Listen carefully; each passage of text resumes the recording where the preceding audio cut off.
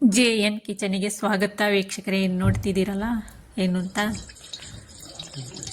ನಮ್ಮ ಕೊಡಗಿನ ಸಾಂಪ್ರದಾಯಿಕ ತಿಂಡಿ ಇದೊಂದು ಬ್ರೇಕ್ಫಾಸ್ಟ್ ರೆಸಿಪಿ ಅಂತ ಹೇಳಿದ್ರು ತಪ್ಪಾಗ್ಲಾರ್ದು. ಇವಾಗ ಒಂದು ಪಾತ್ರೆ ಬಿಸಿಗಿಟ್ಟು ಅದಕ್ಕೆ ನೀರನ್ನು ಹಾಕೊಳ್ತಿದ್ದೇನೆ. ಎಷ್ಟು ನೀರಂದರೆ ಈ ಗ್ಲಾಸಲ್ಲಿ ಒಂದು 3 ಗ್ಲಾಸ್ ಅಷ್ಟು ನೀರನ್ನು ತಗೊಂಡಿದ್ದೇನೆ. ಇದಕ್ಕೆ ಸ್ವಲ್ಪ ರುಚಿಗೆ ತಕ್ಕಷ್ಟು ಉಪ್ಪನ್ನು ಹಾಕ್ಕೊಳ್ತೇನೆ. ಇವಾಗ ಒಂದು ಮಿಕ್ಸಿ ಜಾರಿಗೆ ಅಕ್ಕಿಯನ್ನು ಹಾಕ್ಕೊಳ್ತಿದ್ದೇನೆ. ಇದು ತೊಳೆದು ಒಣಗಿಸಿಟ್ಕೊಂಡಿರುವಂಥ ಅಕ್ಕಿ. ಇದನ್ನು ತರಿಯಾಗಿ ಪೌಡರ್ ಮಾಡ್ಕೊಳ್ತೀನಿ ನಾನು.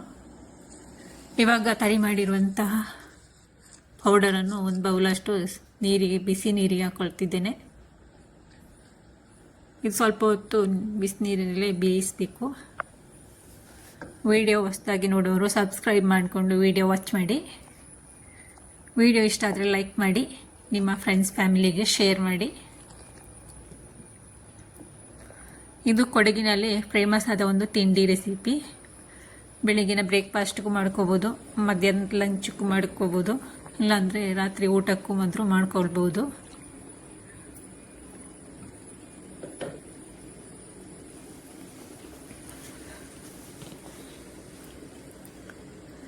ಸ್ವಲ್ಪ ತುಪ್ಪವನ್ನು ಸಹ ನಾನು ಹಾಕ್ಕೊಳ್ತಿದ್ದೇನೆ. ಸ್ವಲ್ಪ ಎಣ್ಣೆಯನ್ನು ಹಾಕ್ಕೊಳ್ಬೋದು. ನಾನು ಇವಾಗ ಅಕ್ಕಿ ಪೌಡರನ್ನು ಹಾಕ್ಕೊಳ್ತಿದ್ದೇನೆ. ಇದು ಮನೆಯಲ್ಲೇ ಮಾಡಿರುವಂತಹ ಅಕ್ಕಿ ಪೌಡರ್. ನೀವು ಬೇಕಾದರೆ ರೆಡಿಮೇಡ್ ಪೌಡರ್ ಬೇಕಾದರೂ ಸೇರಿಸ್ಕೊಳ್ಬೋದು. ಎಷ್ಟು ಅಂದರೆ ನಾನು ಇದರಲ್ಲಿ 1.5 ಕಪ್ಪಷ್ಟು ಅಕ್ಕಿ ಪೌಡರನ್ನು ಸೇರಿಸ್ಕೊಂಡು ನೀಟಾಗಿ ಮಿಕ್ಸ್ ಮಾಡ್ಕೊಳ್ಬೇಕು. ಗಂಟಿಲ್ಲದಂಗೆ ನೀಟಾಗಿ ಮಿಕ್ಸ್ ಮಾಡಬೇಕು.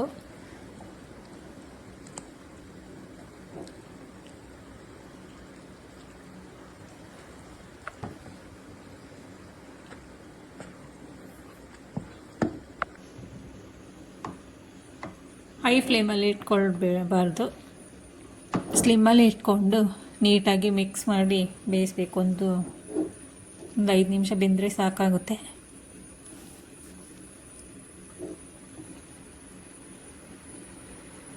ಈ ಹದದಲ್ಲಿ ಬಂದರೆ ಸಾಕು.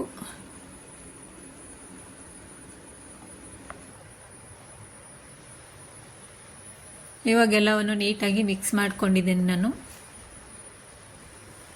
ಬಿಸಿ ಇರುವಾಗ ಕೈ ಹಾಕಬಾರ್ದು. ಸ್ವಲ್ಪ ಆರಿದ ನಂತರ ನಾನು ಉಂಡೆ ಕಟ್ಕೊಳ್ತಾ ಇದ್ದೇನೆ.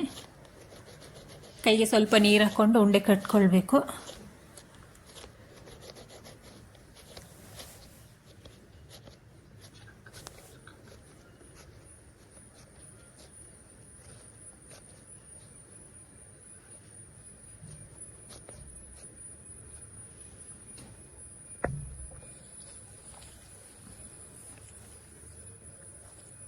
ನಾನು ಎಲ್ಲವನ್ನು ಇದೇ ರೀತಿ ಉಂಡೆ ಕಟ್ಕೊಳ್ತಾ ಇದ್ದೇನೆ.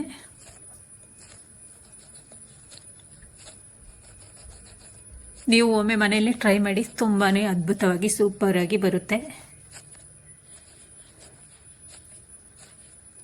ಎಲ್ಲರೂ ಇಷ್ಟಪಟ್ಟು ತಿನ್ನುವಂತಹ ರೆಸಿಪಿ ಇದು. ಇದು ಹಬೆಯಲ್ಲಿ ಬೇಯಿಸುವಂಥದ್ದು. ಎಲ್ಲ ಉಂಡೆಗಳನ್ನು ನಾನು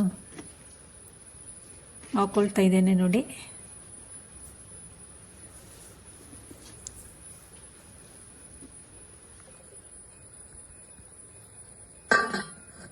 ಇವಾಗ ಲಿಡ್ ಕ್ಲೋಸ್ ಮಾಡಿ ಬೇಯಿಸ್ತೇನೆ. ಒಂದು 20 ನಿಮಿಷ ಬೆಂದರೆ ಸಾಕಾಗುತ್ತೆ. ಈ ಥರದ ಮಿಷಿನ್ ತಗೊಂಡಿದ್ದೀನಿ. ಇದಕ್ಕೆ ಸ್ವಲ್ಪ ಎಣ್ಣೆ ಸ್ಪ್ರೆಡ್ ಮಾಡಿ ಇಟ್ಕೊಳ್ತೇನೆ, ಯಾಕಂದರೆ ಹಿಟ್ಟು ಅಂಟಬಾರ್ದು ಅಂತ. ನಾನು ಇವತ್ತು ಮಾಡ್ತಿರೋದು ನೂಲು ಪುಟ್ಟು.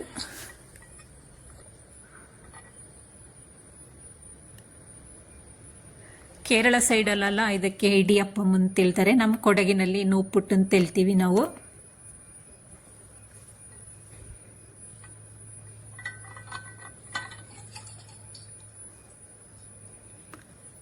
ಎಲ್ಲ ಉಂಡೆಗಳನ್ನು ಬೇಯಿಸಾದ ನಂತರ ಈ ಮಿಷಿನಿಗೆ ಹಾಕ್ಕೊಳ್ತೇನೆ ನಾನು. ಇದು ನೂಲು ಪುಟ್ಟು ಮಾಡುವಂತಹ ಮಿಷಿನ್ ಆಗಿರುತ್ತೆ.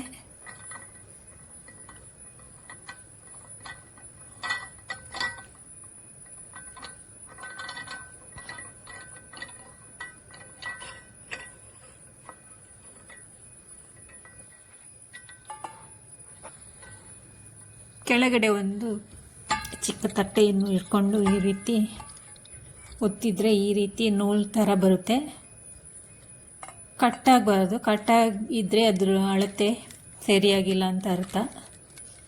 ಈ ಥರ ಕಟ್ಟಾಗದೆ ನೀಟಾಗಿ ಬರಬೇಕು, ಆಗ ತುಂಬಾ ಚೆನ್ನಾಗಿರುತ್ತೆ.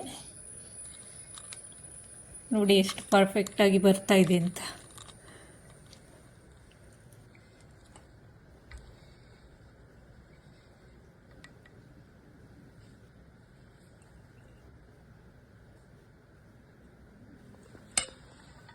ಎಲ್ಲ ಹಿಟ್ಟುಗಳನ್ನು ನಾನು ಇದೇ ರೀತಿ ಮಾಡಿ ಇಟ್ಕೊಳ್ತೇನೆ.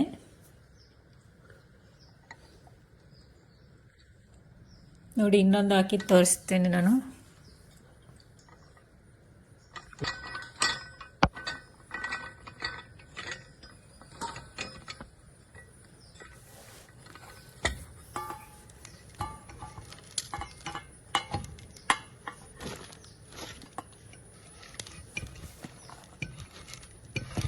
ಇವಾಗ ನೋಡಿ ಕರೆಕ್ಟಾಗಿ ಬರ್ತಾ ಇದೆ, ಎಲ್ಲೂ ಸಹ ಕಟ್ಟಾಗ್ತಾ ಇಲ್ಲ ನಮ್ಮ ನೂಲು ಪುಟ್ಟು. ಇದು ಬೆಂದು ಸರಿಯಾದ ಹದದಲ್ಲಿದೆ.